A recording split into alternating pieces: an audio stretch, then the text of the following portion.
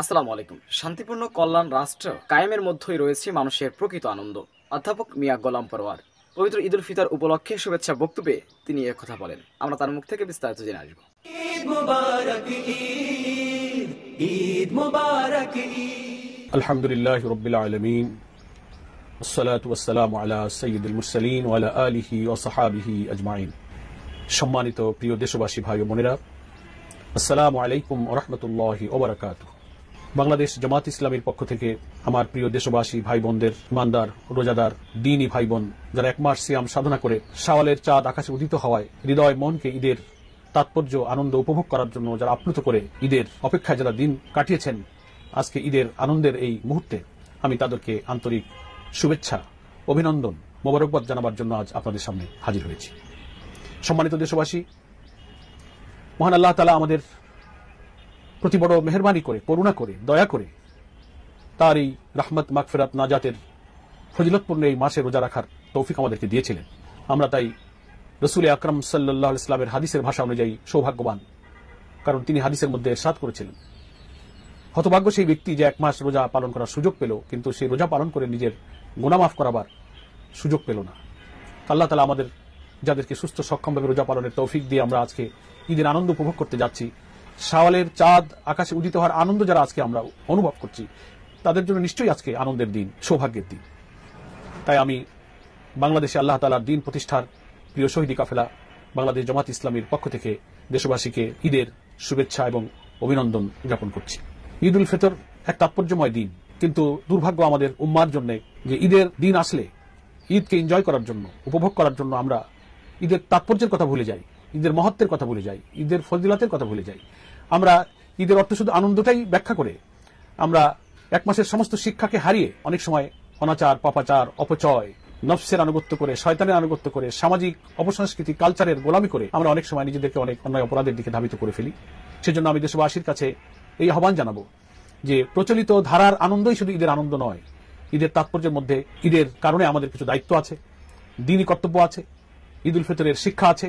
সেগুলো উপলব্ধি করে যেন আমরা ঈদ উদযাপন এবং পরবর্তী দিনগুলো রাসূল আকরাম সাল্লাল্লাহু আলাইহি ওয়াসাল্লাম যে আদর্শ ঈদের ব্যাপারে আমাদের মাঝে রেখে গেছেন সেটা যেন অনুসরণ করি। এই জন্য হাদিস শরীফের মধ্যে আল্লাহ রাসূল সাল্লাল্লাহু আলাইহি ওয়াসাল্লাম বলেছেন, আজকের ঈদের দিন রোজাদারদের জন্য আনন্দের দিন, আর যারা রোজা রাখেনি তাদের জন্য দুঃখের দিন। আল্লাহ রাসূল সাল্লাল্লাহু আলাইহি ওয়াসাল্লাম হাদিসের মধ্যে এটাও ইরশাদ করেছেন, একজন সদ্যজাত শিশু যেমন মায়ের পেট থেকে ভূমিষ্ঠ হলে নিষ্পাপ থাকে, কোন রোজাদারের রোজা যদি আল্লাহ তাআলার কাছে কবুল হয়ে যায়, ঈমান এবং ইহতিসাবের সঙ্গে আল্লাহ রাসূল যে রোজা রাখতে বলেছেন সেভাবে যদি রোজা পালন করে আল্লাহর কাছে আমরা রোজাটাকে কবুল করানোর উপযুক্ত হতে পারি।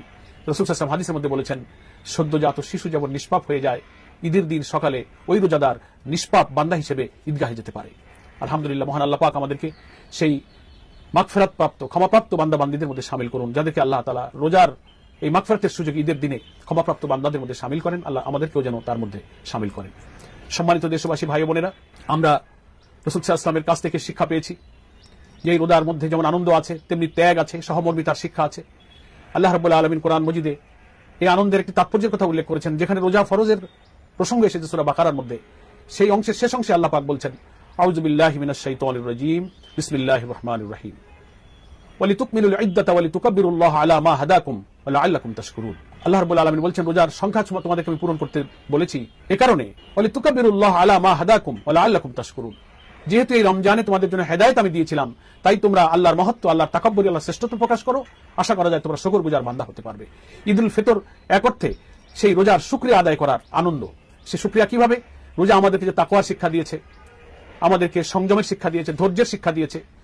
যে তাকওয়ার অর্থ হলো আল্লাহকে ভয় করে সব পাপাচার থেকে নিজের নৈতিকতার চরিত্রকে হেফাজত করা, পাপ থেকে বাঁচা আর নেকির কাজ করা।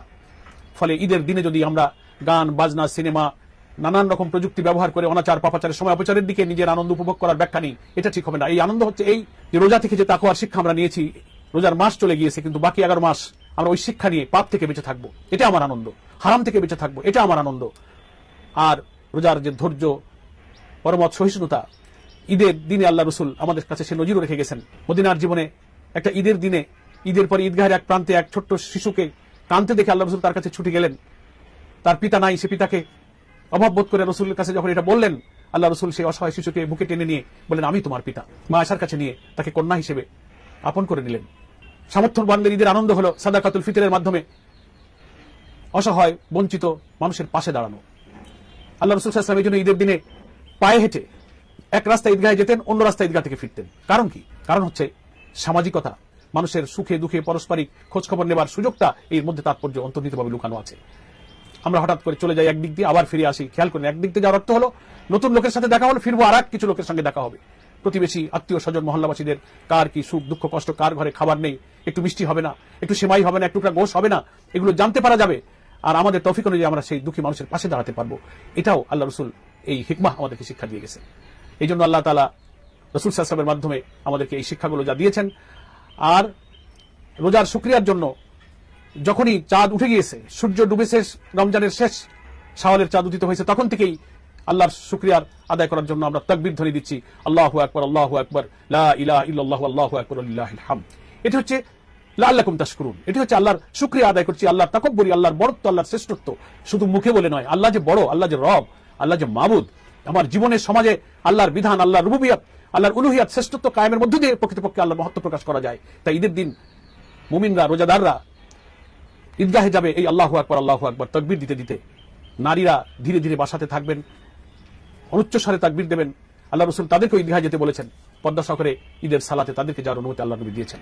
সম্মানিত দেশবাসী, ভাই বোনেরা, তাই আসুন আমরা এক মাসের সিয়ামের এই শিক্ষাকে শুধু সমাজের প্রচলিত অর্থে পাপাচার অনাচারে লিপ্ত যে আনন্দের ব্যাখ্যা, সে আনন্দে আমাদেরকে হারিয়ে আত্মহারা না হয়ে গিয়ে আমরা রোজার শুকরিয়ার আনন্দ উপভোগ করি, তাকওয়ার শিক্ষা, পাপ থেকে নাফরমানি থেকে বেঁচে নেকির কাজ করার যে আনন্দ, আল্লাহর শ্রেষ্ঠত্ব নিজের জীবনে স্থান দিয়ে সমাজে কায়েম করার কাজে যুক্ত হওয়ার আনন্দ, এটি হচ্ছে লাআল্লাকুম তাশকুরুন। আল্লাহ আশা করেছেন তোমরা রোজার সংখ্যা পূরণ করে আশা করি তোমরা শুকরগুজার হতে পারবে। আজকে এমন সময় বাংলাদেশে ঈদ এসেছে যখন কোটি কোটি মানুষ ভাত, কাপড়, শিক্ষা, চিকিৎসা, দুস্থ মানুষেরা অভাবে অনটনে আহাজারি করছে।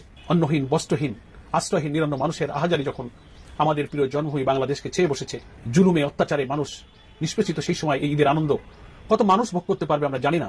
তো আল্লাহ তাআলা যাদেরকে যতটুকু তৌফিক দিয়েছে, আসুন একদিকে একটি শান্তিপূর্ণ কল্যাণ রাষ্ট্র কায়েমের মধ্য দিয়ে মানুষের প্রকৃত মুক্তির যে আনন্দ, ঈদের দিনে সেই প্রতিজ্ঞা করে আমরা সেই মুক্তির সংগ্রামে, মুক্তির মিছিলে সামিল হই। জামাত ইসলামী সেই আন্দোলন, সেই সংগ্রামের একটা অগ্রপথিক। আমি আপনাদেরকে রমজানের শুকরিয়া আদায় করার জন্য, আল্লাহ রুবুবিয়াত প্রতিষ্ঠার এই সাথে সামিল হওয়ার জন্য আহ্বান জানাই। সহমর্মিতা, সমবেদনা, দুঃখী মানুষের পাশে দাঁড়াবার জন্য আহ্বান জানাই। আর রাসূল সাল্লাল্লাহু আলাইহি ওয়াসাল্লামের আদর্শ অনুযায়ী অসহায় বঞ্চিত মানুষকে কাছে টেনে নেওয়ার মাধ্যমে যে আনন্দ, সেই আনন্দই আমাদের প্রকৃত ঈদের আনন্দ হোক।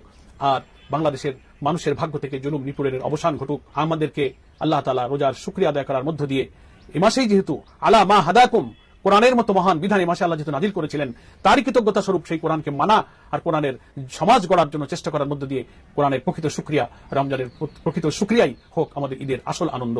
ঈদ মোবারক, ঈদ মোবারক, ঈদ মোবারক। আসসালামু আলাইকুম ওয়া রাহমাতুল্লাহি ওয়া বারাকাতুহু। সুপ্রদর্শক, বাংলাদেশ জামাত ইসলামী সেক্রেটারি জেনারেল অধ্যাপক মিয়া গোলাম পরওয়ারের এই বক্তব্যটি আপনারা কিভাবে দেখছেন, অবশ্যই আপনাদের মূল্যবান মন্তব্য কমেন্ট বক্সে জানাবেন। সবসময় সত্য নির্ভর তথ্য পেতে আমাদের চ্যানেলটি সাবস্ক্রাইব করে আমাদের সাথে থাকুন। আসসালামু আলাইকুম ওয়া রাহমাতুল্লাহি ওয়া বারাকাতুহু।